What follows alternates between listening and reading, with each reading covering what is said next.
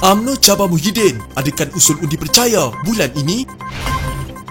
Selepas UMNO, pembangkang kemukakan bukti kepada Agong. Muhyiddin pernah tawar Tok Mat jadi TPM.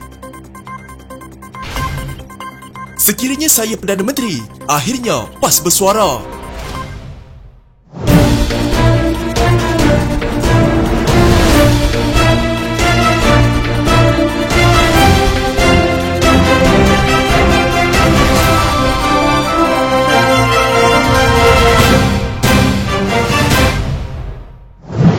Setiausaha Agung UMNO Ahmad Maslan mencadangkan sesi Dewan Rakyat diadakan pada bulan ini untuk menentukan sama ada Perdana Menteri Muhyiddin Yassin mempunyai majoriti atau sebaliknya. Dia berkata usul undi percaya harus dilakukan sebelum persidangan penuh Dewan Rakyat pada 6 hingga 30 September. Pada 6 September yang dijadualkan sidang itu, sidang pembukaan Parlimen titah Yang di-Pertuan Agong. Apabila baginda titah usul Perdana Menteri jatuh, ia tidak sesuai dibuat. Yang lebih sesuai, sukacita saya ingin mencadangkan bukan cadangan saya seorang, tetapi juga dicadangkan Majlis Kerja Tertinggi UMNO sidang khas lebih awal daripada September untuk mengabsahkan atau tidak mengabsahkan kedudukan Perdana Menteri supaya perkara diselesaikan lebih awal sebelum sidang dirasmikan oleh Yang di-Pertuan Agong. Jadi masa yang sesuai pada 15 Ogos atau pertengahan bulan 8 agar perlu ada lebih kurang 2 minggu lebih bagi menentukan Perdana Menteri yang baru, katanya dalam program Bual Bicara Politik UMNO Terkini di halaman Facebook NR Channel TV. Saranan Ahmad senada dengan Ahli Parlimen Pengerang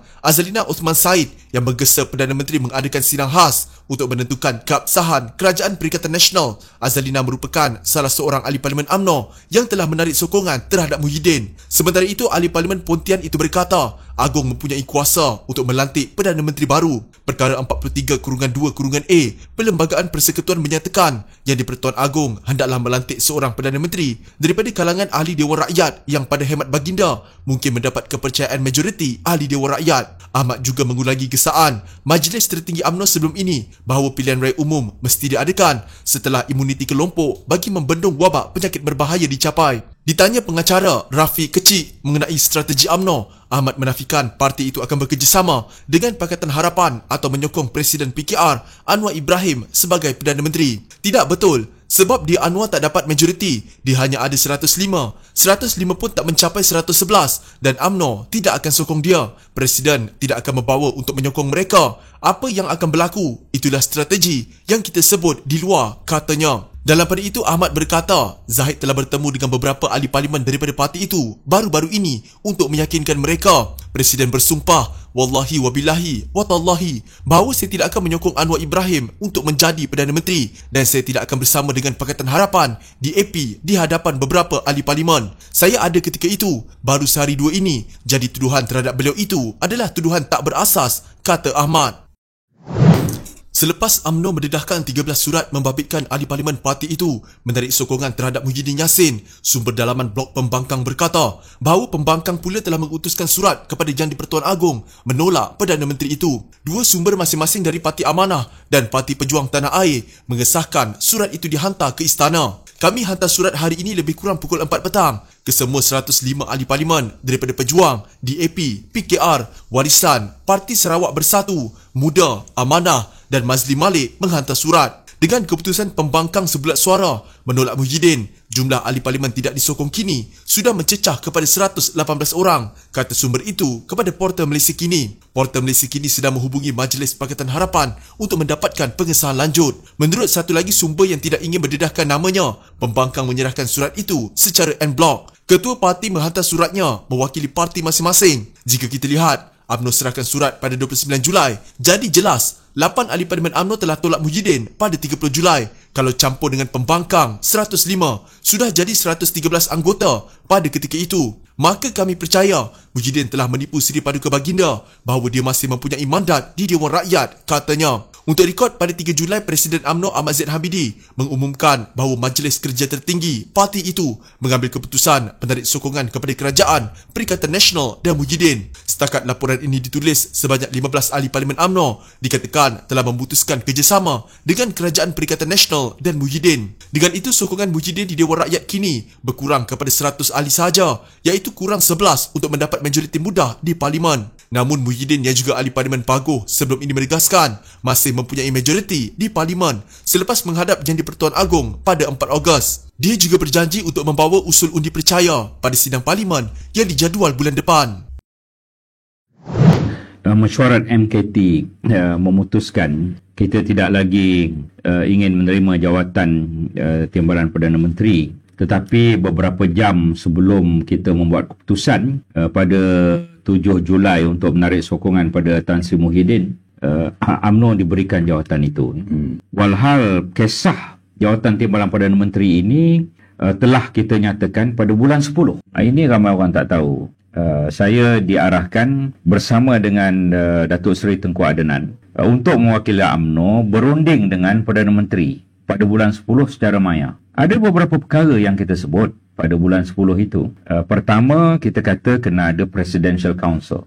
Yang kedua, kita kata selesaikan COVID dengan segera. Yang ketiga, kita kata baiki ekonomi. Yang keempat, kita kata segerakan pilihan raya jika keadaan pulih. Dan yang kelima, kita kata jawatan timbalan Perdana Menteri.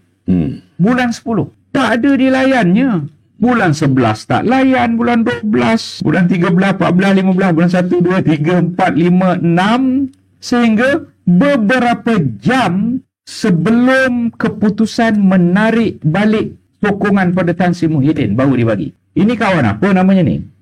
Perdana Menteri Muhyiddin Yassin pernah menawarkan jawatan timbalan Perdana Menteri kepada Muhammad Hassan, namun pemimpin nombor 2 UMNO itu menolaknya. Setiausaha Agung UMNO Ahmad Maslan berkata, Muhammad yang lebih dikenali Tok Mat menolak tawaran itu kerana menghormati keputusan Majlis Kerja Tertinggi tidak mahukan jawatan timbalan Perdana Menteri lagi, kata beliau. Betul, saya menyatakan ia memang betul Muhammad tolak jawatan timbalan Perdana Menteri kerana menghormati keputusan dibuat parti, katanya menerusi soal jawab di NR Channel. Ahmad Maslan tidak menyatakan bila Muhyiddin menawarkan jawatan itu kepada Muhammad, namun beliau berkata pada Oktober lalu, parti itu pernah mencadangkan supaya Muhyiddin memberikan jawatan timbalan Perdana Menteri kepada UMNO selain mengusulkan beberapa perkara bagi menangani beberapa krisis negara. Saya diarah bersama Tengku Adnan Tengku Mansur mewakili UMNO berunding dengan Perdana Menteri pada bulan Oktober. Ada beberapa perkara kita sebut. Pertama, kena ada Majlis Presiden. Kedua, selesaikan wabak penyakit berbahaya. Ketiga, baiki ekonomi. Keempat, segerakan PRU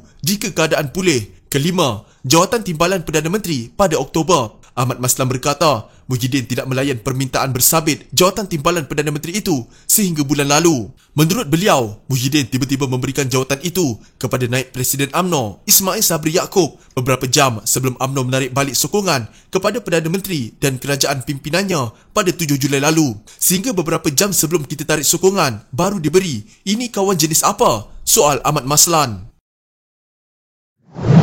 Pergolakan politik yang sedang berlaku kini disebabkan desakan pihak pembangkang yang mahu Perdana Menteri Muhyiddin Yassin melepaskan jawatan, kata Naib Presiden PAS Muhammad Amar Abdullah. Muhammad Amar berkata, risiko yang besar terpaksa dihadapi jika pilihan raya diadakan ketika ini. Namun tambahnya, sekiranya dia berada di tempat Muhyiddin, dia mungkin akan membubarkan Parlimen susulan desakan yang tidak henti-henti. Kalau tanya saya secara peribadi, baik kita tunggu. Masanya tidak lama. Kalau ditakdirkan pilihan raya, kita terdedah kepada risiko yang banyak. Kalau saya jadi Perdana Menteri, orang desak-desak, mungkin saya akan isytihar bubar Parlimen. Kamu nak sangat, kamu ambillah. Kalau saya duduk di situ, tapi Perdana Menteri sekarang, kita tak tahulah fikiran dia.